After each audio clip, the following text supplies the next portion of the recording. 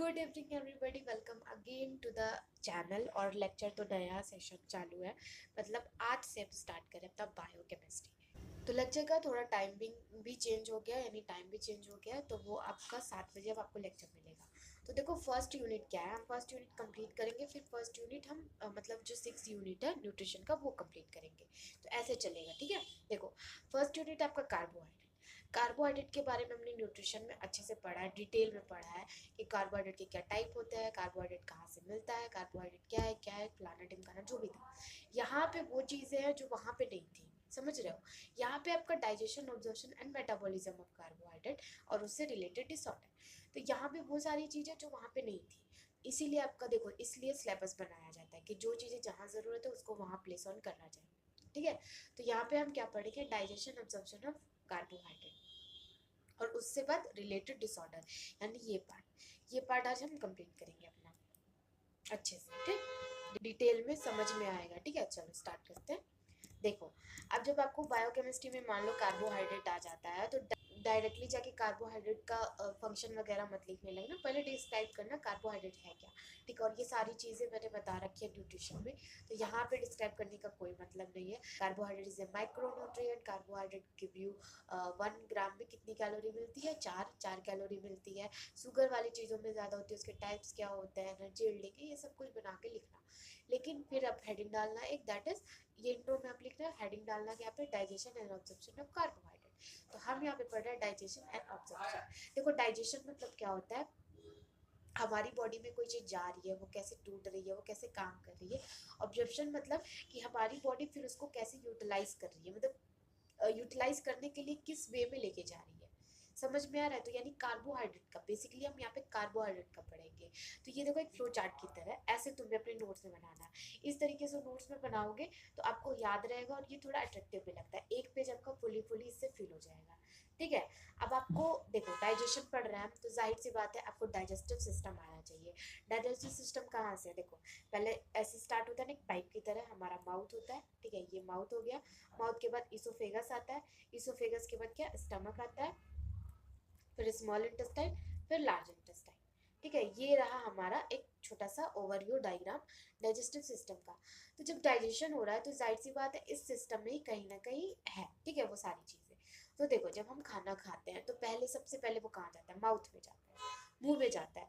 उसके बाद second part आपका क्या जाएगा, इसोफेगस। देखो इसोफेगस सिर्फ एक पाइप की तरह है, इसोफेगस में कोई भी मेटाबॉलिज्म, कोई भी ऑब्जर्प्शन, कोई भी डाइजेशन नहीं होता, वो बस एक पाइप की तरह है। बिकॉज वहाँ पे कोई भी एंजाइम, कोई भी ग्लैंड नहीं पाए जाते, ये एक रीजन है, ठीक है।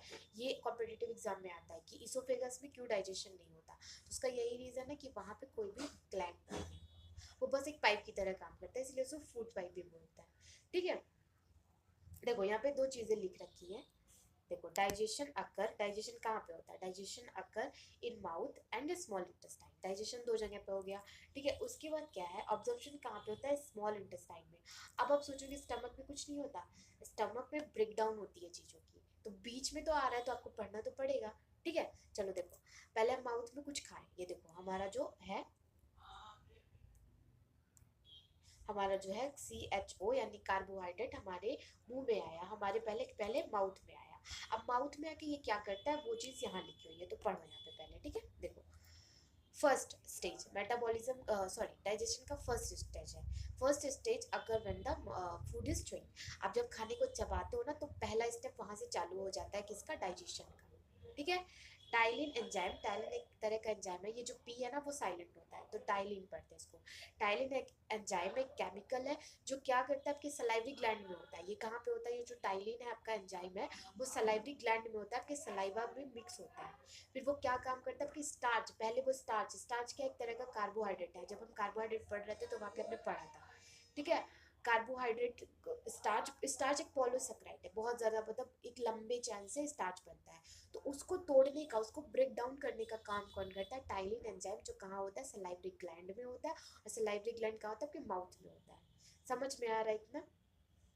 देखो उस वो क्या करता है, स्प्लिट करता है, स्प्लिट मतलब होता है अलग करना, स्प्लिट मतलब क्या होता है, अलग करना, किसमें, डेक्स्ट्रीन में एंड माल्टोज में। माल्टोज एक तरह का डाइसेक्राइड है, डेक्स्ट्रीन एक तरह का पॉलीसेक्राइड है, यानी इससे छोटा है, स्टार्च से ये दोनों छोटा है। फॉर एग्जाम्पल देखो मैं बता रही हूँ, अभी थोड़ा सा डिटेल में समझते हैं। ये एक लंबा चैन है, ठीक है, कार्बोहाइड्रेट कार्बोहाइड्रेट कार्बोहाइड्रेट कार्बोहाइड्रेट बहुत सारे का ऐसे बन रखा है। तो स्मॉलेस्ट फॉर्म क्या है, ये पूरा कार्बोहाइड्रेट है, ठीक है, CHO है। ये इसका स्मॉलेस्ट पार्ट क्या है, शुगर, शुगर बोलो ग्लूकोज बोलो आपकी मर्जी, शुगर, ठीक है। अब ये क्या करता है, ये जो एंजाइम है टाइलिन एंजाइम जो आपके सलाइवरी ग्लैंड में है, वो यहाँ पे आके इसको तोड़ देता है, ठीक है। इसको ऐसे तोड़ दिया, दूसरी कलर का ले लूँ, इसको इधर तोड़ दिया, इसको इधर तोड़ दिया, मतलब सिंगल नहीं कर रहा है, सिंगल में नहीं तोड़ रहा है, बट हमें सिंगल में चाहिए। एक तरह से हम बोल सकते हैं आपका 30 to 40% आपका डाइजेशन ब्रेकडाउन यहाँ पे होता है, किसका, सिर्फ और सिर्फ स्टार्च का। बाकी और तरह का आप अगर शुगर खा रहे हो तो उसका नहीं होगा, सिर्फ और सिर्फ स्टार्च की यहाँ बात हो रही है। समझ में आ रहा है इतना ना। देखो अब मैं एक लाइन में समझा रही हूँ। जब आप खाने को चबाते हो तब से आपका डाइजेशन स्टार्ट हो जाता है। टाइलिन नाम का एक एंजाइम होता है जो सलाइवरी ग्लैंड में पाया जाता है, जो सलाइवा के साथ मिक्स होकर आपके स्टार्च को, आपके खाने के स्टार्च को स्प्लिट करता है, तोड़ने का काम करता है डेक्स्ट्रीन में एंड माल्टोज में। Dextrin and maltose is a type of the carbohydrate. Dextrin आपका पॉलीसेक्राइड है एंड माल्टोज आपका डाइसेक्राइड है। बट हमें चीज़ों को मोनोसेक्राइड में तोड़ना रहता है, तो यहाँ से ऑब्जर्प्शन नहीं हो सकता। अगर यहाँ पे फर्स्ट मतलब एकदम स्मॉलेस्ट में टूट जाता, मोनोसेक्राइड में आ जाता, तब यहाँ पे आपको ऑब्जर्प्शन भी हो सकता था, बट यहाँ पे ऑब्जर्प्शन नहीं होएगा। समझ में आया इतना। चलो माउथ का काम समझ में आया क्या है, ठीक। स्टमक में बढ़ता है। अब देखो खाना कहाँ जाएगा, फिर स्टमक में जाएगा, माउथ पे, माउथ से इसोफेगस में आएगा। देखो ये था माउथ, ये था माउथ, ठीक है। माउथ से फिर इसोफेगस में आएगा, इसोफेगस। अब इसोफेगस में कुछ भी नहीं होती, कुछ भी नहीं, बस एक पाइप की तरह काम करता है, आपके खाने को लाके स्टमक में डाल देगा। यहाँ पे कोई भी एंजाइम, कोई भी ग्लैंड कुछ नहीं पाया जाता, इसी वजह से यहाँ पे कोई काम नहीं होता, बस ये पाइप की तरह काम करता है, आपके खाने को लाके स्टमक में इसने डाल दिया, ठीक। स्टमक में डाल दिया, अब स्टमक में क्या होगा वो देखो।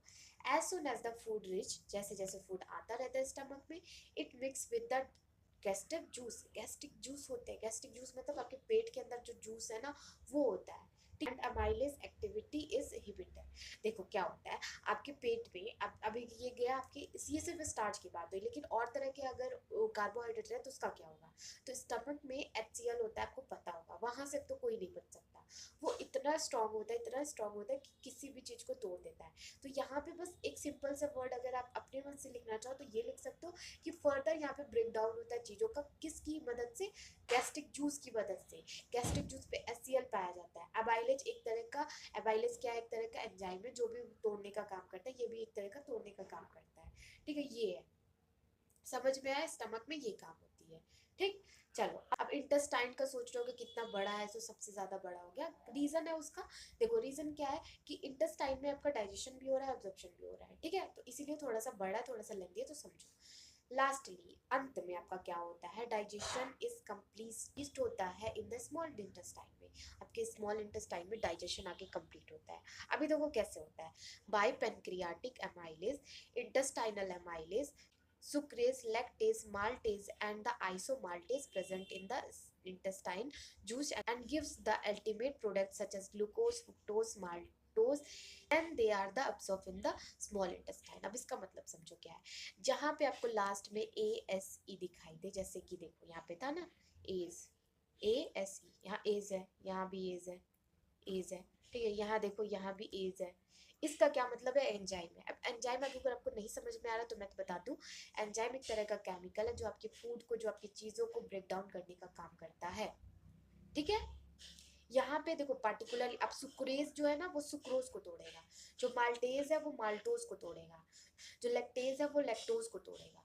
तो ऐसे सबका काम होता है। अब यहाँ पे सारे तरह का पाया जाता है, देखो जैसे कि यहाँ से हमने स्टार्ट किया अपना, ये देखो स्टमक बना, स्टमक, ये देखो ये जो घूम के जा रहा है, ये जो घूम के जा रहा है, ये क्या है आपका स्मॉल इंटेस्टाइन है, ठीक है, स्मॉल इंटेस्टाइन है।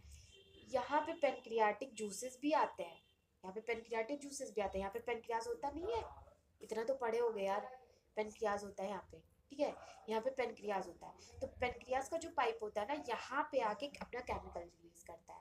तो इसका मतलब है कि यहाँ पे आपका पेनक्रियाटिक जूस भी हेल्प कर रहा है, प्लस इंटेस्टाइन के अंदर बहुत सारे जूसेस पाए जाते हैं, और फिर वो अल्टीमेटली क्या करता है, जो स्मॉलेस्ट प्रोडक्ट हमें चाहिए, जो हमें ग्लूकोज क्या है, मोनोसेक्राइड है, मोनोसेक्राइड मतलब सिंगल, अब उसका टुकड़ा नहीं हो सकता, अब वो जाके ऑब्जर्व होगा, फ्रुक्टोज भी ऐसे होगा, ठीक है, ग्लैक्टेज भी ऐसे होगा, इस तरीके से, सॉरी ग्लैक्टोज भी ऐसे होगा, इस तरीके से आपका ऑब्जर्प्शन अगर होता है कहाँ पे, स्मॉल इंटेस्टाइन में। स्मॉल इंटेस्टाइन आपके सारे न्यूट्रिएंट को भेजता है ब्लड में, और ब्लड से फिर सप्लाई होता है सारी बॉडी में।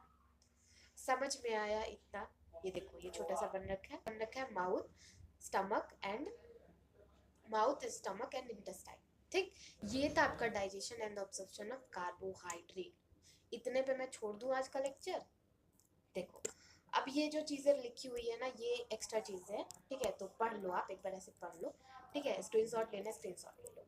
अब कुछ बातें मैं बता दूं, सुन लो पहले, ठीक है। देखो, मैं इसको आपको भेज नहीं सकती, मतलब ये नोट्स मैं भेज नहीं सकती आपको, ये मेरा बनाया हुआ नोट्स है, इसको मैंने ही बनाया, मैंने ही डिज़ाइन किया है, कोई वो नहीं है कि मैंने कहीं से लिया है फिर मैं आपको भेज रही हूँ, ऐसा कुछ नहीं है। मुझे कुछ काम है इसका, मैं कुछ चाहती हूँ इससे, तो इस वजह से आपको जल्दी पता चल जाएगा, तो आप प्लीज़ स्क्रीनशॉट लेके अपने नोट्स में लिख लो, बना लो, कोई दिक्कत नहीं है, मुझे कोई इशू नहीं है।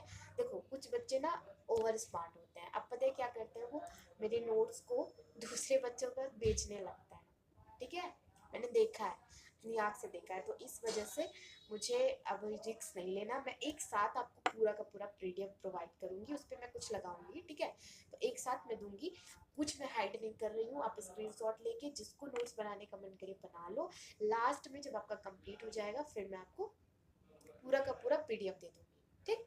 चलो, देखो, अब चलते हैं हम यहाँ पे, यार डाइजेशन ऑब्जर्प्शन हो गया, मैं सोच रही हूँ मेटाबॉलिज्म भी करा दूँ आपका। देखो, मेटाबॉलिज्म थोड़ा सा बड़ा है, थोड़ा सा लेंथी है, तो ये रहा आपका डाइजेशन ऑब्जर्प्शन ऑफ कार्बोहाइड्रेट। बहुत लंबा वीडियो हो जाएगा, फिर आपको समझ में भी नहीं आएगा। आज फर्स्ट क्लास था, मुझे भी रिव्यू चाहिए, क्योंकि मेरी बायोकेमिस्ट्री इतनी अच्छी नहीं है।